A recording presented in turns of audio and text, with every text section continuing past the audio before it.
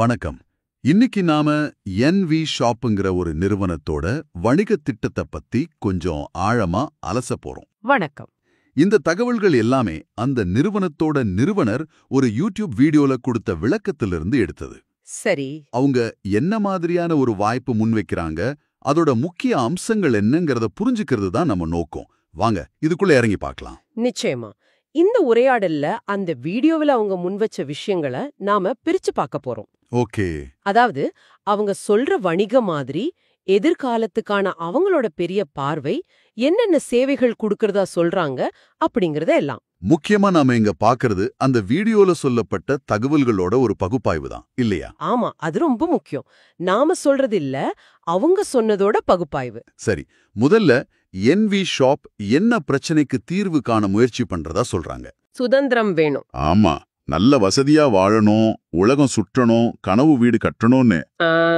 அப்படி ஆசை இருக்கு. ஆனா அன்றாட தேவைகளை சமாளிக்கிறதுக்கே நேரம் சரியா இருக்கு. உண்மைதான். இந்த இடத்துல தான் NV ஷாப்பே தங்களை கமாய்க்கு துக்கான், சம்பாதிக்கிற கடை அப்படின்னு சொல்லிக்கிறாங்க. அதேதான். இது என்னன்னா 1% இருந்து 50% வரைக்கும் தள்ளுபடி கொடுக்கறதோட, தள்ளுபடியா? சரி. அதோட பணம் சம்பாதிக்கிறதுக்கு ஒரு வழி செஞ்சு தரதா சொல்றாங்க. ஓஹோ, அப்படியா? ஆமா. நிறுவனம் ஏப்ரல் 20, 2020 முழு ஊரடங்கு நேரத்துல தொடங்கப்பட்டதா அந்த வீடியோல குறிப்பிடுறாங்க. ஓ, லாக்டவுன் டைம்லயா? ஆமா. அவங்களோட பார்வை ரொம்பவே பெருசு. எவ்வளவு பெருசு? அடுத்த 10 வருஷத்துக்குள்ள இந்தியால இருக்கிற எல்லா பின்கோட்லயும், எல்லா பின்கோட்லயும் நம்பர் எவ்வளவு சொன்னாங்க? வீடியோ கணக்குப்படி 1,55,000 பின்கோடுகள். அங்கெல்லாம் ஒரு பிரான்சைஸ் தொடங்கணுங்கிறத உங்க லட்சியம். அடேங்கப்பா, 1,55,000 பிரான்சைஸா? யோசிச்சு பாருங்க. ஸ்விக்கி, ஜொமேட்டோ மாதிரி நாடு முழுக்க 30 நிமிஷத்துல பொருட்களை வீட்டுக்கு கொண்டு சேர்க்கணும்னு இலக்கு வச்சிருக்காங்க. 30 நிமிஷத்துலயா? நாடு முழுக்கவா? இது எப்படி சாத்தியம்? அதுதான் உங்க இலக்குன்னு சொல்றாங்க. சில்லறை விற்பனை கடைகள், ஆன்லைன் வியாபாரம், அப்புறம் வேகமான வீட்டு விநியோகம். இந்த மூன்றையும் இணைக்கிறது தான் அவங்க திட்டம்னு சொல்ல வராங்க இல்லையா? சரிதான். இப்போதைக்கு டெல்லி உட்பட 14 இடங்கள்ல செயல்படுறதாவும் வீட்டு விநியோகமும் செய்யறதாவும் சொல்றாங்க. 14 இடங்கள் இப்போ இருக்கா? அவங்க சொல்றது அப்படிதான். ஒவ்வொரு பிரான்சைஸ்ல இருந்தும் 7 கிலோமீட்டர் சுற்றளவுக்கு இலவசமா வீட்டுக்கு கொண்டு போய் கொடுக்கற திட்டமும் இருக்காம். நாடு முழுக்க மலைப்பகுதி, கிராமம்னு எல்லா இடத்துக்கும் இது போகுமா? அது சாதாரண லட்சியம் இல்லை. அவங்க வணிக மாதிரிக்கு வருவோம். அது கொஞ்சம் எப்படி சொல்றது, வித்தியாசமா இருக்கு. எப்படி? பல விஷயங்களோட கலவையா தெரியுது. பன்முனை சந்தைப்படுத்தல், அதாவது MLM. ஓ, MLM இருக்கா? MLM அல்லது நேரடி விற்பனை, அதோட சில்லறை விற்பனை, மொத்த விற்பனை, காமர்ஸ், நவீன வர்த்தகம்னு எல்லாத்தையும் இணைக்கிறதா சொல்றாங்க. இதுக்காக ஒரு தெளிவான சாலை வரைபடமும் வச்சிருக்கிறதா சொல்றாங்க இல்லையா? அது என்னன்னு கொஞ்சம் சுருக்கமா சொல்லுங்களேன். சொல்றேன். 2020 தொடங்கி, சரி, 2021 பிரான்சைஸ் வெண்டார் இணைப்பு, 2022 வாடிக்கையாளர்களுக்கான செயலி B2C ஆப் மெகா மார்ட் ஆரம்பிச்சதா சொல்றாங்க. 2023 கிடங்குகள், அதாவது வேர்ஹவுஸ் செயின், பாட்னா, டெல்லி, ஹமீர்பூர்ல. அப்புறம் பிரான்சைஸ்க்கான செயலி B2B ஆப் கொண்டு வந்திருக்காங்க. B2B செயலியா? அப்போ பிரான்சைஸ் மொத்தமாவும் இருக்கலாமா? ஆமா, மொத்தமாவும் சில்லறையாவும் இருக்கலாம்னு சொல்றாங்க. எதிர்கால இலக்குகளும் ரொம்ப பெருசா இருக்கே. ரொம்பவே. 2024க்குள்ள 5000 பிரான்சைஸ். 5000-ஆ? 2025க்குள்ள 20,000 பிரான்சைஸ். அதுவும் இல்லாம வெளிநாடுகளுக்கும் போக போறதா சொல்றாங்க. வெளிநாட்டுக்கா? ஆமா. கடைசியா 2030க்குள்ள 10 கோடி பயனர்கள், 1,55,000 பிரான்சைஸ். 10 கோடி கஸ்டமர்ஸ். இது உண்மையிலே மிகப்பெரிய இலக்குகள். நம்புற மாதிரியே இல்ல. ஆமா, அவங்க சொல்றதே இதுதான். இந்த மாதிரி பல வணிக மாதிரிகளை ஒன்னா இணைச்சு இவ்ளோ பெரிய வளர்ச்சி இலக்குகளோட ஒரு சாறை வரைபடம் வச்சிருக்கிற முதல் நிறுவனம் தாங்கதான்னு அந்த வீடியோல ஒரு கருத்து இருக்கு. முதல் நிறுவனமா? சரி, இது எந்த அளவுக்கு சாத்தியம்ங்கிறது காலப்போக்குல தான் தெரியும். ஆனா அவங்க முன்வைக்கிற பார்வை இதுதான். சரி, இந்த பெரிய திட்டத்துக்கு பின்னாடி இருக்கிற தலைமை யார்? நிறுவனரோட பேரு திரு MI அகமதுன்னு சொன்னாங்க இல்லையா? ஆமா, அவர் 2001 இருந்தே முழு நேரமா நெட்வொர்க் மார்க்கெட்டிங்ல இருக்கிறதாகவும், 20 வருஷத்துக்கு மேல அனுபவமா? ஆமா, இந்த துறையில இருக்கிற சவால்களுக்கு தீர்வு கொண்டு வரவராகவும் தன்னை காட்டிக்கிறதா வீடியோ சொல்லுது. சரி, நிர்வாக இயக்குனர் திருமதி மீனாட்சி யாதவ். அவங்க ஒரு டயட்டீஷியன், நாரி ரத்னா விருது வாங்கினவங்க, மிஸ்ஸஸ் டெல்லி 2019 குறிப்புகள் இருக்கு. பல துறைகள்ல அனுபவம் உள்ளவங்க மாதிரி தெரியுது. இதுல கவனிக்க வேண்டிய இன்னொரு விஷயம், அவங்க சட்ட விதிமுறைகளை ரொம்ப வலியுறுத்தி பேசுறது. ஆமா, எம்எல்எம்னாலே சில சமயம் பிரச்சனை வருமே. அதனாலதான் நினைக்கிறேன், எம்எல்எம் நிறுவனங்கள் மேல சில நேரங்கள்ல அரசாங்கத்தோட பார்வை கடுமையா இருக்கலாம். சரிதான். இதுல தேவையான எல்லா உரிமைகளும், அதாவது ஏற்றுமதி இறக்குமதி லைசென்ஸ், ISO சான்றிதழ்கள் உட்பட தங்க கிட்ட இருக்கிறதா சொல்றாங்க. அப்போ சட்டப்படி எல்லாம் சரியா இருக்குன்னு சொல்றாங்க. ஆமா, அரசாங்கத்தோட விதிமுறைகளுக்கு உட்பட்டதான் செயல்படுறோன்னு காட்டிக்க இது ஒரு முயற்சி மாதிரி தெரியுது. அடுத்ததா அவங்க என்னென்ன துறைகள்ல செயல்படுறாங்கன்னு பார்க்கலாம். இது வெறும் மளிகை கடை இல்லைன்னு நல்லா தெரியுது. கண்டிப்பா. அவங்க சொல்ற பிரிவுகளை பார்த்தா ஆச்சரியமா இருக்கே. லிஸ்ட் ரொம்ப பெருசா இருக்கே. ஆமா, பட்டியல் நீளமா இருக்கு. சுருக்கமா சில முக்கிய வகைகளை சொல்லணும்னா, சொல்லுங்க. சில்லறை வர்த்தகம். இதுல NV ஷாப்பி கடைகள், NV சூப்பர் மார்ட்னு பெரிய மால்கள், கிடங்குகள். இதுல காமர்ஸ், மொத்த விற்பனை, B2B, B2C எல்லாம் வருது. சரி, ரீட்டெயில். அப்புறம் டிஜிட்டல் சேவைகள், டிஜிஃபைன்னு ஆப், வெப்சைட் பண்றது, தேஜா டிஜிட்டல்னு பில் கட்டுறது, அரசு சேவைகள். அரசு சேவைகளா? என்ன மாதிரி? லைசென்ஸ் எடுக்கிறது, ரயில் டிக்கெட், பான் கார்டு வரைக்கும் சொல்றாங்க. அப்புறம் திஜாரத் பேன்னு பேங்கிங் சேவைகள் மாதிரி. ஓகே.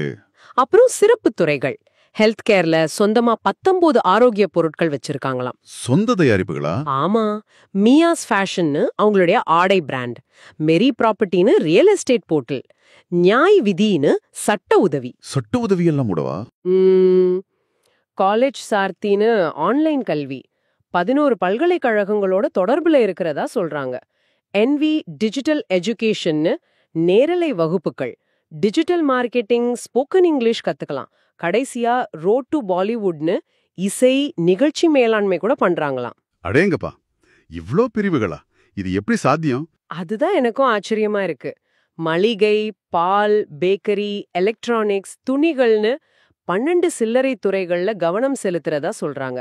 நேரடியா 15,000 பொருட்கள், ஆன்லைன்ல 5 லட்சம் பொருட்கள்னு சொன்னாங்க இல்லையா? ஆமா, அதுவும் 600க்கும் மேற்பட்ட தேசிய சர்வதேச பிராண்டுகளோட வேலை செய்யறதா வேற சொல்றாங்க. இதுல அவங்க சொல்ற ப்ரொஃபஷனல் பிசினஸ் ப்ரொவைடர்ஸ்ங்கிற கான்செப்டும் புதுசா இருக்கே. ஆமா, அது சுவாரஸ்யமானது. அதாவது ஏசி மெக்கானிக், டாக்டர், வக்கீல் மாதிரியான சேவை நிபுணர்களையும் அவங்க நெட்வொர்க்ல கொண்டு வரதா சொல்றாங்க. அப்போ பொருட்கள் மட்டுமில்ல, சேவைகளும் ஒரே இடத்துல. அந்த மாதிரி தெரியுது. இந்த பரந்து விரிந்த செயல்பாடுகளை நிர்வகிக்கிறதுல நிச்சயமா பெரிய சவால்கள் இருக்கும். இவ்ளோ சொல்றாங்களே, இதுல ஒருத்தர் எப்படி சேர்றது, எப்படி சம்பாதிக்கிறது? இங்கதான் அந்த MLM அம்சம் வருது இல்லையா? ஆமா, கரெக்ட். பதிவு பண்றது இலவசம்னு சொல்றாங்க.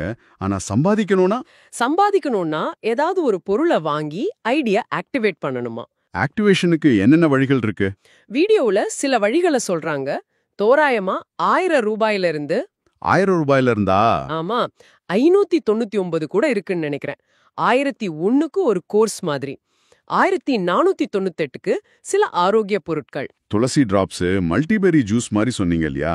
ஆமா, இல்லனா அவங்களோட தேஜா டிஜிட்டல் மாதிரி சேவைகளை விக்கிற உரிமம், அது 5999 ரூபாய். இது தவிர 2500 ரூபாய்க்கு பாட்டு பாட வாய்ப்பு தர்ற ஒரு பேக்கேஜ் கூட இருக்கு. பாட்டு பாட வாய்ப்பா? என்னது?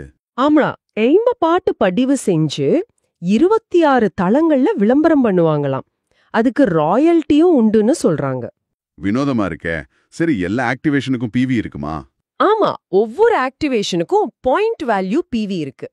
இது பின்னாடி வருமானத்தை கணக்கிட பயன்படும். சரி, ஆக்டிவேட் பண்ணதுக்கு அப்புறம் எப்படி வருமானம்? வீடியோல 15 விதமான வருமானம்னு சொல்றாங்க. இது கொஞ்சம் குழப்பமா இருக்குமே. ஆமா, 15 விதமான வருமானங்கிறது கேக்குறதுக்கு அதிகமா தெரியலாம். MLM திட்டங்கள்ல இது சகஜம். ஆள் சேர்க்க ஊக்கப்படுத்தவா? அப்படி இருக்கலாம். பல வழிகள்ல உறுப்பினர்களை ஊக்கப்படுத்த இப்படி செய்வாங்க. ஆனா முக்கியமா சில வகைகளா இத பிரிக்கலாம். சொல்லுங்க சுருக்கமா. 1, தனிப்பட்ட நன்மைகள். நீங்க வாங்கும்போது தள்ளுபடி.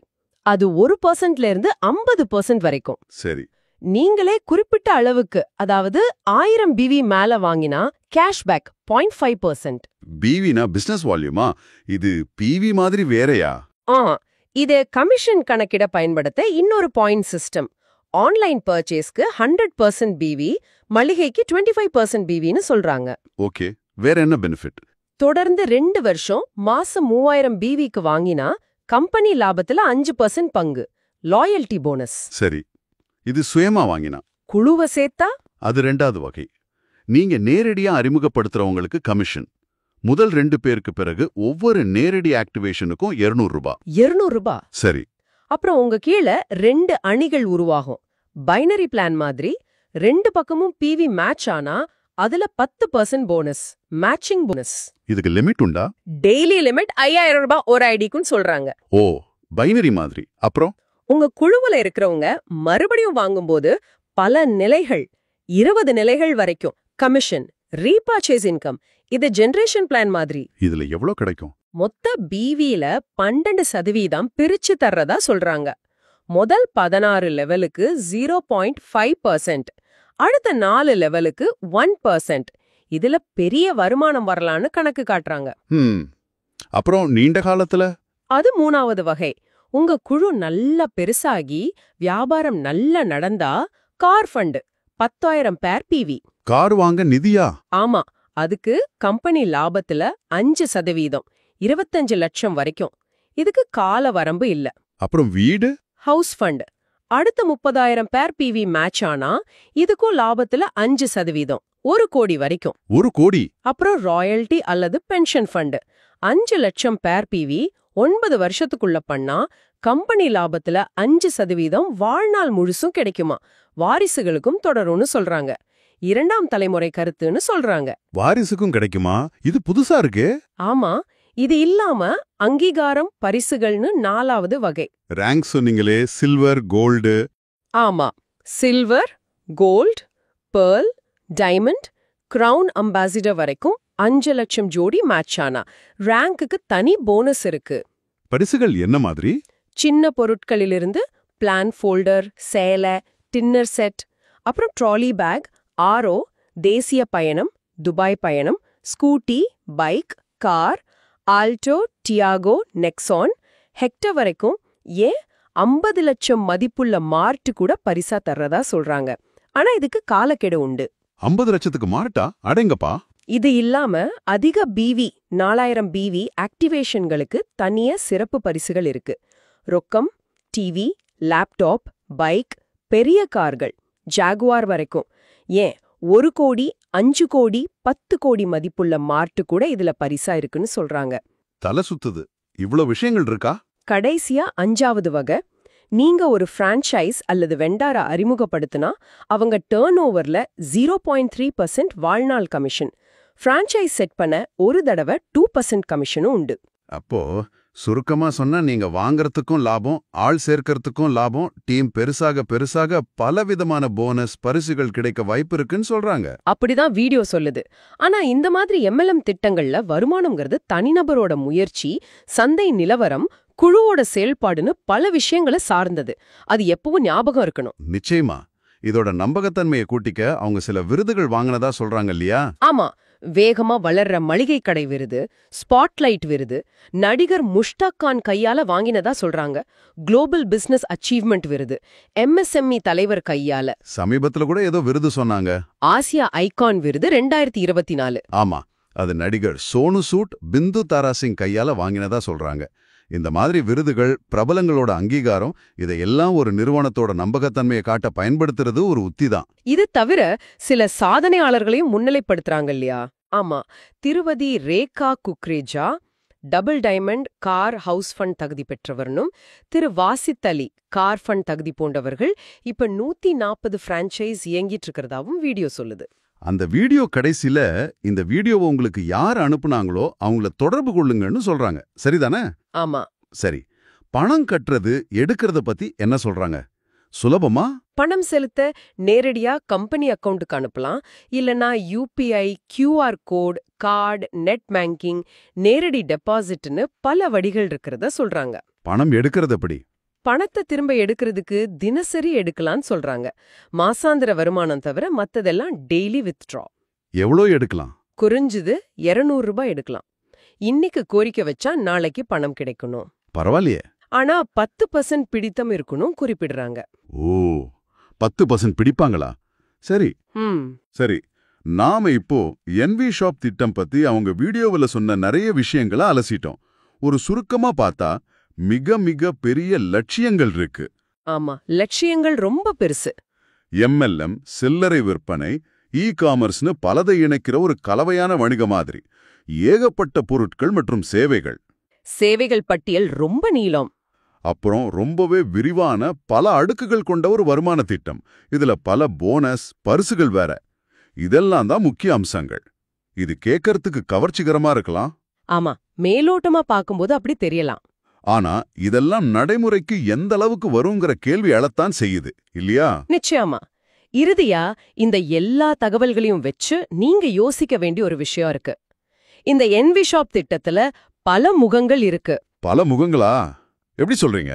பாருங்க, ஒரு பக்கம் மளிகை சாமான் விக்கிற கடை, இன்னொரு பக்கம் MLM ஆள் சேர்க்கிற திட்டம், நடுவுல கல்வி, ஃபேஷன், டெக்னாலஜி, ரியல் எஸ்டேட், சட்ட உதவின்னு பல தொழில்கள். ஆமா, இது எல்லாமே இருக்கு. இவ்ளோ வித்தியாசமான, சில சமயம் ஒன்றுக்கொன்று தொடர்பில்லாத விஷயங்களை ஒரே குடைக்கு கீழே கொண்டு வர்றது, அதுவும் இவ்ளோ வேகமா இந்தியா முழுக்க பரப்புறது, அது ஒரு மிகப்பெரிய சவால். ஒரு நிறுவனம் எப்படி இந்த எல்லாத்தையும் திறமையா ஒருங்கிணைச்சு சமநிலையோட நிர்வகிக்க போகுதுங்கிறது தான் இங்க முக்கியமான கேள்வி. ரொம்ப சரி. இந்த வீடியோல கொடுக்கப்பட்ட தகவல்களை வச்சு நீங்க இதை கவனமா எடை போட்டு பார்க்கணும். அது ரொம்ப முக்கியம்.